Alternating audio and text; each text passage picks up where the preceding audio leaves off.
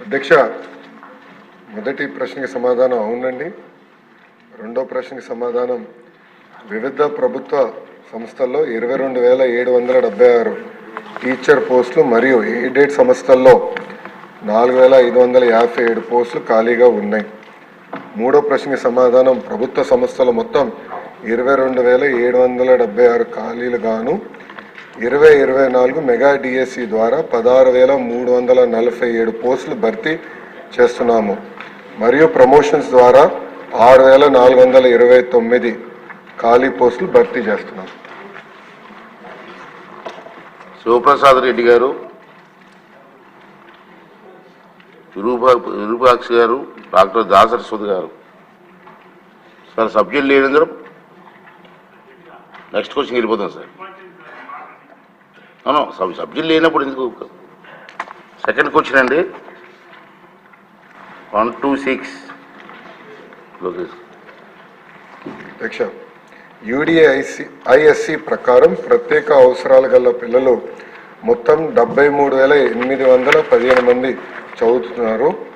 దాంట్లో ప్రత్యేక అవసరాలు గల పిల్లలు 54,846 మంది ప్రాథమిక పాఠశాలలో చదువుతున్నారు. ప్రత్యేక అవసరాలు గల పిల్లలు 18,969 మంది ఉన్నత పాఠశాలల్లో చదువుతున్నారు. భారత పునరావాస మండలి ద్వారా గుర్తింపు పొందిన 703 మంది స్పెషల్ ఎడ్యుకేషన్ పాఠశాల అసిస్టెంట్లు నియమించాము.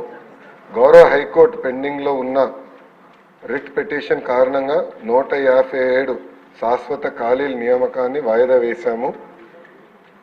ఈ విషయంలో గౌరవ సుప్రీంకోర్టు తుది ఆదేశాలు ఇంకా జారీ చేయాల్సి ఉంది. దాని తర్వాత ప్రశ్నకి ఈ ప్రశ్న ఉత్పన్నం కాదు. దాని తర్వాత రిట్ పిటిషన్ 6705/2019 పై రిట్ అపీల్ నంబర్ 1/2021 గౌరవ హైకోర్టు సమక్షంలో పెండింగ్లో ఉంది. చివరి ప్రశ్నకి సమాధానం ఈ ప్రశ్న ఉత్పన్నం కాదు. మోహన రవి గారు. అధ్యక్ష, గౌరవ మంత్రి గారు ఇచ్చినటువంటి సమాధానం అధ్యక్ష, నేను ముందుగా చైర్కి నా రిక్వెస్ట్ ఏంటంటే ఆన్సర్ అనేటటువంటిది కాస్త ముందు రోజు పంపించి ఏర్పాటు చేస్తే బాగుంటుంది అధ్యక్ష. టేబుల్ మీద లేట్ చేస్తే కాస్త ప్రిపేర్ అవడానికి కాస్త ఇబ్బందిగా ఉంటుంది. కాస్త దీనిపైన మీరు అధికారులకి తగ్గ ఆదేశాలు జారీ చేయాలని చెప్పి రిక్వెస్ట్ చేస్తున్నాను అధ్యక్ష. ఇప్పుడు యూడేస్ ప్రకారం ప్రత్యేక అవసరాలు గల పిల్లలు మొత్తం సంఖ్య అంతా ఇచ్చారు అధ్యక్ష. ఎంతమంది చదువుతున్నారు ఈ వివరాలన్నీ ఇచ్చారు అధ్యక్ష. అయితే ఇక్కడ మన ఆంధ్రప్రదేశ్ రాష్ట్రంలో అధ్యక్ష, మనం గతంలో 2014, 2019 చంద్రబాబు నాయుడు గారి నాయకత్వంలో ఉన్న తెలుగుదేశం ప్రభుత్వ అధికారంలో ఉన్నప్పుడు 2018లో మనం రెగ్యులర్ నోటిఫికేషన్ వాళ్ళందరినీ ఎంపిక చేయడానికి నోటిఫికేషన్ ఇచ్చారు అధ్యక్ష. అది 2019లో ఎగ్జామినేషన్స్ అన్నీ కండక్ట్ చేశారు అధ్యక్ష. అయితే ఇక్కడ నేను గౌరవ మంత్రి గారికి నా రిక్వెస్ట్ ఏంటంటే, ఏదైతే 2019లో నోటిఫికేషన్ 2018 నోటిఫికేషన్ ప్రకారం జరిగినటువంటి నియామక ప్రక్రియలో ఆనాడు కొన్ని అవకతవకలు జరిగాయి అధ్యక్ష. అంటే మెరిటోరియస్ పీపుల్ని కూడా పక్కన పెట్టడం, ఏదైతే కొంతమందికి వెయిటేజ్ ఆఫ్ అంటే ఎవరైతే అప్పటికి పనిచేస్తున్నటువంటి వారు ఉన్నారో, వాళ్ళు కాంట్రాక్ట్ బేస్లో చేస్తున్నటువంటి వాళ్ళు ఉన్నారు, వెయిటేజ్ ఇస్తున్నామని చెప్పి ఆ వెయిటేజెస్లో కొన్ని అవకతవకలు జరిగాయి అధ్యక్ష. అంటే ఎట్లాగైతే సర్వీస్ కమిషన్ గ్రూప్ 1 ఉద్యోగాల్ని అంటే ఒక కాన్స్టిట్యూషనల్ బాడీగా ఉన్నటువంటి సర్వీస్ కమిషన్లో కూడా ఏ రకంగా అయితే గ్రూప్ 1 నియామకాల్లో అవకతవకలు జరిగాయో అదే మాదిరిగా 2018లో ఒక స్పిరిట్తో ఆనాడు చంద్రబాబు నాయుడు గారు ఈ నోటిఫికేషన్ ఇస్తే తదుపరి వచ్చినటువంటి ప్రభుత్వంలో చాలా అవకతవకలు, ఇర్రెగ్యులర్ వెయిటేజెస్ మార్క్స్ అనేటటువంటిది ఇవ్వడం జరిగే అధ్యక్ష. దానివలన కొంతమంది ఎలిజిబుల్ పీపుల్ కూడా ఆ నియామకంలో పాపం ఉద్యోగాలు రాకుండా కోల్పోయారు అధ్యక్ష. అది ఈ సభ దృష్టికి తీసుకురావాలని, ప్రభుత్వం దృష్టికి తీసుకురావాలని, ఒక్కసారి ఆ వాటిని కూడా వెరిఫై చేయాలని చెప్పి నా రిక్వెస్ట్ అధ్యక్ష. రెండవది, ఇప్పుడు మీరు పిల్లలు ఉన్నారు. నేను అడిగిన ప్రశ్నలో అధ్యక్ష, ఈ రాష్ట్రంలో మొత్తంగా ఉన్నటువంటి పిల్లల సంఖ్య ఇచ్చారు అధ్యక్ష. According to the act, rights of persons with disability act ప్రకారం and national trust 2016, that act was implemented from the year of 2017, 19th April అధ్యక్ష. They were clearly mentioned 21 categories అధ్యక్ష. మీరు ఇచ్చినటువంటి సంఖ్యలో ది 3,815లో ఎంతమంది ఈ ఫిజికల్లీ ఛాలెంజ్డ్ విద్యార్థులు ఏ కేటగిరీల వాళ్ళు ఉన్నారు? 21 కేటగిరీల్లో ఏ కేటగిరీల వాళ్ళు ఉన్నారు? అది ఒకటి. రెండవది ఏంటంటే అధ్యక్ష, మీరు నియమించినటువంటి 703 ఏదైతే రెగ్యులరైజ్డ్ ఉన్నారో, అలానే కాంట్రాక్ట్లో ఎంతమంది పనిచేస్తున్నారు ఆ వివరాలు కూడా తమ ద్వారా ప్రభుత్వానికి నేను రిక్వెస్ట్ చేస్తున్నాను అధ్యక్ష, సమాచారం కావాలని. మూడోది ఏంటంటే, 21 కేటగిరీస్ ఉండేటప్పుడు మీరు నియమించినటువంటి కానీ, లేదు కాంట్రాక్ట్లో కానీ, రెగ్యులరైజ్లో కానీ ఎక్కడైనా సరే 21 కేటగిరీస్ సంబంధించినటువంటి అభ్యర్థులని నియామకాలు జరిగాయా లేదా? ఎందుకంటే వికలాంగులు అనేవాళ్ళు, ఫిజికల్లీ ఛాలెంజ్డ్ పీపుల్ ఒకే రకంగా ఉండరు. సో 21 కేటగిరీస్ ఎక్కడెక్కడైతే పిల్లలు ఉన్నారో ఏదైతే ఆ రేషియో కూడా ఫాలో అవుతున్నారా లేదా అనేది.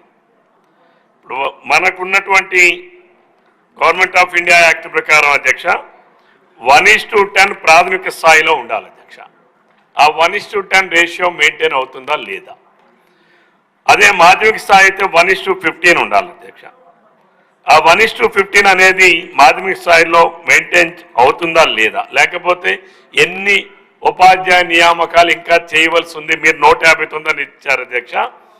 ఒకసారి వాటిని కూడా ప్రభుత్వం పరిశీలించి సమాచారం ఇవ్వాల్సినటువంటి అవసరం ఉంది అధ్యక్ష. అయితే ఇక్కడ మంత్రి గారు ఇచ్చినటువంటి సమాధానంలో అధ్యక్ష, ఇక్కడ ఇంకోటి కూడా ఉంది అధ్యక్ష.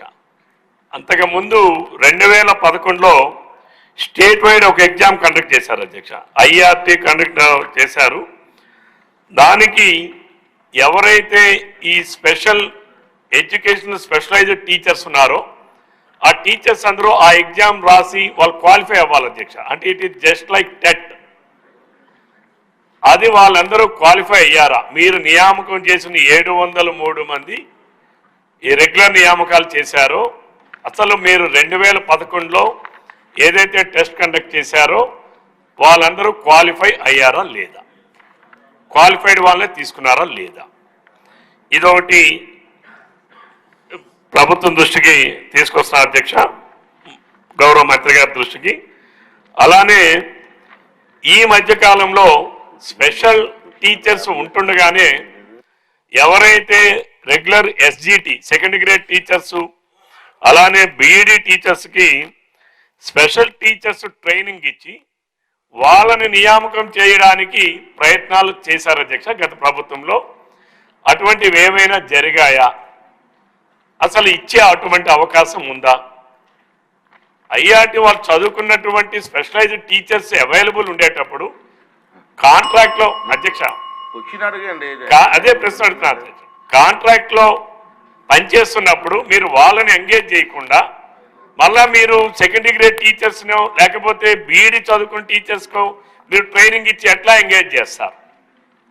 దీనిపైన గౌరవ మంత్రి గారు సమాధానం ఇవ్వాలని అడుగుతున్నాను అధ్యక్ష. రెండవది, ఇక్కడ నియామకాల కోసం హైకోర్టులో పెండింగ్ ఉందని అన్నారు అధ్యక్ష.